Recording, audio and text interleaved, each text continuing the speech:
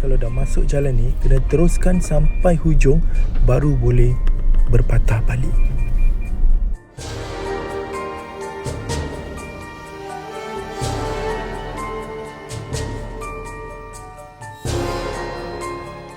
Okay, rasanya dah lama saya tak buat video Kembara Ativa. Last kali kita buat masa pergi Bukit Frasers. Hari ni kita akan buat satu perjalanan Kembara Ativa ke sebuah hutan lipo yang agak lama ditinggalkan. Pada tahun lepas saya ada pergi ke tempat ni. Saya fikir masa tu ingatkan sebab PKP, jadi dia macam abandon, macam tak ada orang datang kan. Saya berkunjung semula ni pada bulan Jun yang lalu, cuma tak sempat nak edit. Tapi saya dapati keadaan kali ni lebih sunyi dan agak menyeramkan jugalah. Sebab rumput-rumput semua dah naik dan jalan tu lebih sempit daripada sebelum ni. Lokasi yang dimaksudkan ialah hutan lipo Jeram Tebrau di Labu, Negeri Sembilan. Ia berhampiran dengan Kampung Ulu Belegong. Hutan lipo ini sebenarnya tak jauh daripada Seremban 2 dan anda boleh pergi juga melalui Lebuh Raya Utara Selatan menggunakan exit Seremban ataupun Bandar Ainstill.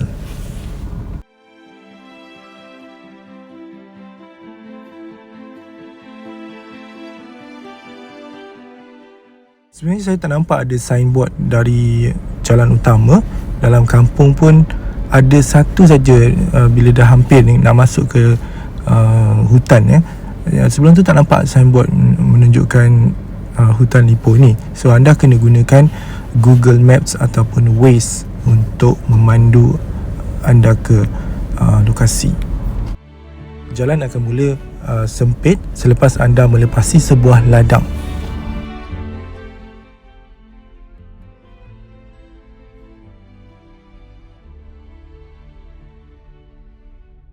Sebenarnya saya tak tahu apakah status hutan lipo ni. Adakah ia ditutup ataupun masih dibuka tetapi tak ada penyelenggaraan. Jadi itulah, kalau siapa tahu bolehlah komen di ruangan komen. Pendek kata, kalau kita dah termasuk jalan ni, nak patah balik memang susah. Sebab jalan dia sangat sempit dengan di kanan kirinya banyak pokok-pokok hutan lah. So, berdasarkan pokok-pokok yang di kanan kiri dan atas juga menunjukkan bahawa tak ada kenderaan yang masuk sini, maknanya kereta lah ataupun lori ke. Sebab yalah, kita tengok ketinggian pokok-pokok yang terjuntai tu, nampaknya tak pernah dilanggar. Kalau motor tu mungkin ada motor yang masuk. Sebenarnya saya agak risau juga untuk teruskan perjalanan, tapi memandangkan susah nak U-turn balik semula sebab jalan ni memang sebatang je, tak ada kawasan lapang kanan kiri. Jadi saya rasa tak apalah, kita teruskan je, cuba tengok apa mungkin ada orang ke ataupun dah bersih ke kawasan hutan lipo tu.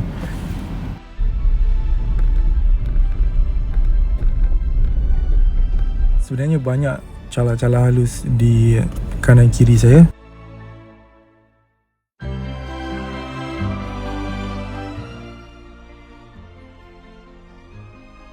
Beberapa kali saya terperasan macam ada binatang ke apa ke yang macam follow kereta saya belah kanan atau belah kiri. Tapi saya tak pasti, mungkin monyet kot.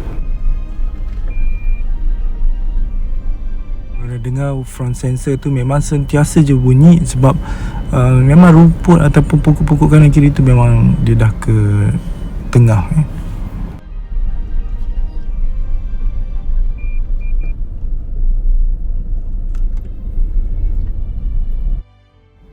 Saya paling risau takut ada kereta datang dari depan. Jadi kalau bertembung, siapa yang nak mengalah? Sebab kanan kiri tu kebanyakannya gaung, especially belah kanan tu memang dia lereng bukit.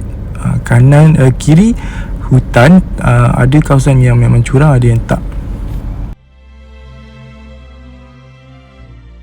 Ini adalah kawasan yang paling tinggi saya rasa. Dia akan turun ke bawah.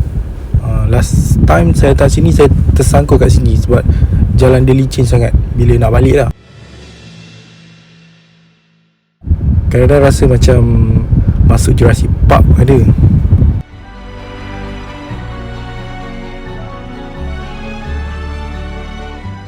Selain daripada terfikir pasal kereta tu, sebenarnya adalah juga terfikirlah kalau ada binatang yang melintas, binatang-binatang yang berbahaya lah. Tapi Alhamdulillah tak ada.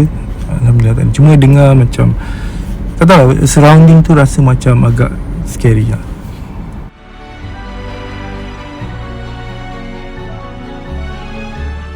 Daripada ladang yang tadi saya cakap tu sampai ke hutan Lipoh entrance tu, kira-kira dalam 20 minit.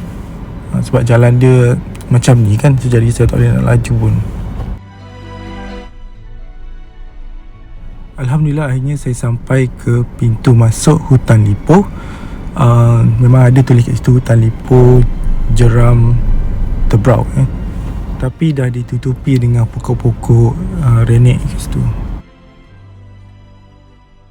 Bila masuk ke kawasan hutan Lipoh ni, saya rasa semacam pertama sekali sebab rumput dah makin tinggi dan menutupi. Sebelum ni agak bersih juga, macam ada orang bersihkan, tapi kali ni macam terbiak. Nampak lalang pun makin tinggi, bangunan tu ada yang runtuh, bumbung dia, jambatan pun runtuh. Saya macam tak berani nak pergi tinjau ke sungai, tapi saya dengar bunyi sungai tu. Saya keluar sekejap, tapi tak lama, sebab saya rasa macam diperhatikan. Saya terlupa nak cabut kamera DJI yang di atas dashboard ni. Inilah video kunjungan saya tahun lalu, di mana anda boleh lihat perbezaannya dengan yang tadi. Yang ini bersih, yang ini macam seolah dijaga lah, ada pembersihan. So anda boleh nampak ada jambatan kat situ, ada pondok-pondok, walaupun bumbung tu memang dah rosak dah, tapi tak ada rumput-rumput yang naik sini. Anda boleh lihat sungai yang mengalir, ada air terjun lah sikit kan. Saya percaya satu ketika dulu tempat ni antara yang popular juga. Berdasarkan fasiliti yang disediakan ni, nampak macam dah usang kan. Tapi dulu mungkin ramai yang datang, ramai yang menggunakan tempat ni. Mungkin dulu air dia lebih deras, lebih banyak kan. Sekarang mungkin kurang, kita tak tahulah. Ataupun disebabkan PKP, mulanya tempat ni tidak dikunjungi. Tapi tak pastilah, mungkin orang tempatan yang tahu tentang tempat ni mungkin boleh turunkan komen di bawah.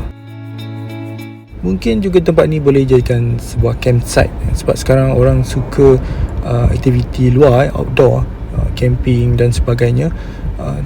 Sebab tempat ni agak privacy, jauh daripada bandar.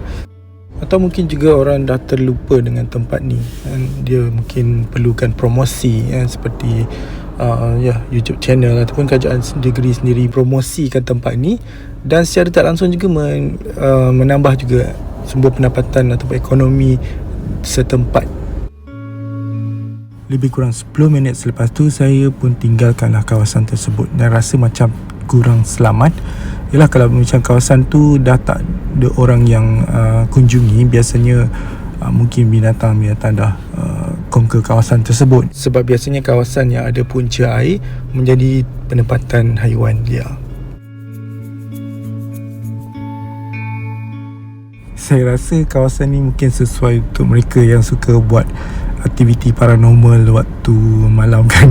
Tapi saya rasa bahaya lah, terlalu jauh ke dalam, dan memang agak mengerikan lah. Ni adalah curam yang kita turun tadi. Yang bila nak balik ni, dia mendaki lah.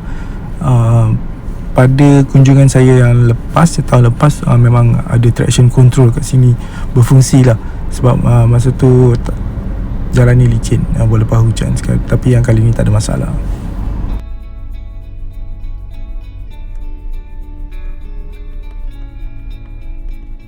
Saya cadangkan kepada kerajaan negeri, kalau hutan Lipoh ni masih boleh dipelihara, saya rasa baik besarkanlah jalan ni kan. Mungkin orang nak datang, tapi orang risau dengan keadaan jalan yang terlalu sempit kan. Saya rasa air tu masih ada. Saya dengar bunyi tu memang okey. Last time saya tengok memang air tu cantik, walaupun dia taklah sebesar macam jeram-jeram yang lain, tapi memang ada air terjun kat situ. Sungai dia mengalir, boleh diperbaiki saya rasa dari segi jalan untuk sampai ni.